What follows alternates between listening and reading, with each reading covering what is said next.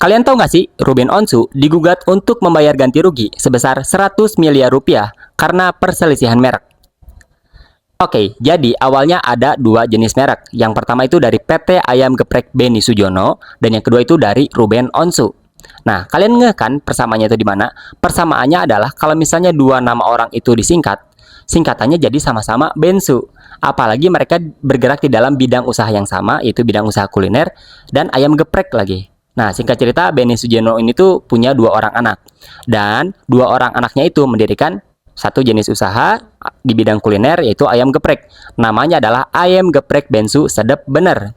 Nah, kedua orang anak itu usahanya berdiri, bisnisnya terbangun. Akhirnya mereka mengajak adiknya Ruben Onsu, yaitu Jordi Onsu, untuk menjadi manajer operasional mereka. Nah, di dalam sebuah rapat atau diskusi gitu, Jordi Onsu tuh mengusulkan, gimana nih kalau misalnya duta promosi dari Ayam Geprek Bensu Sedep Bener ini kakakku aja nih, Ruben Onsu. Nah, terus dipikirkanlah sama anaknya Beni Sujono.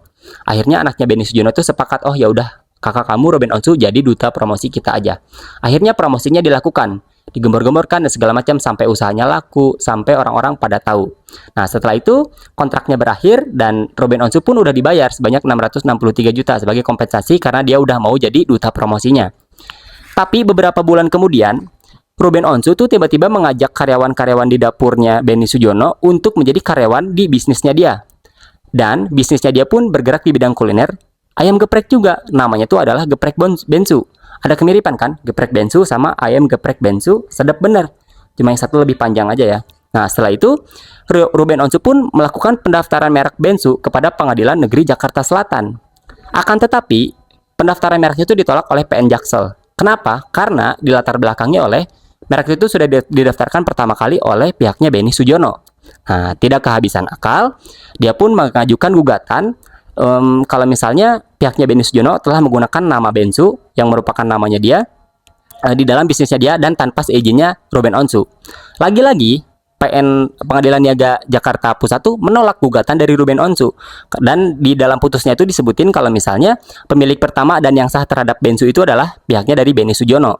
Nah, setelah itu di putusan Pengadilan Niaga tuh disebutin kalau misalnya Kementerian Hukum dan HAM harus menghapus merek-merek yang didaftarkan oleh Ruben Onsu terkait dengan Bensu itu ya. Nah, setelah itu, walaupun sudah ada putusan dari Pengadilan Niaga Jakarta Pusat, tapi Ruben Onsu tuh masih mengirimkan somasi ke pihaknya Beni Sujono untuk tidak menggunakan nama Bensu.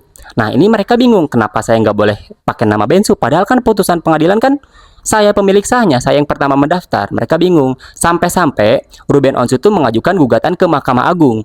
Di dalam gugatannya tuh, yaitu intinya nggak boleh pakai nama Bensu, dan dia tuh meminta kalau misalnya pihaknya Beni Sujono harus membayar ganti rugi sebesar 100 miliar rupiah ke Ruben Onsu.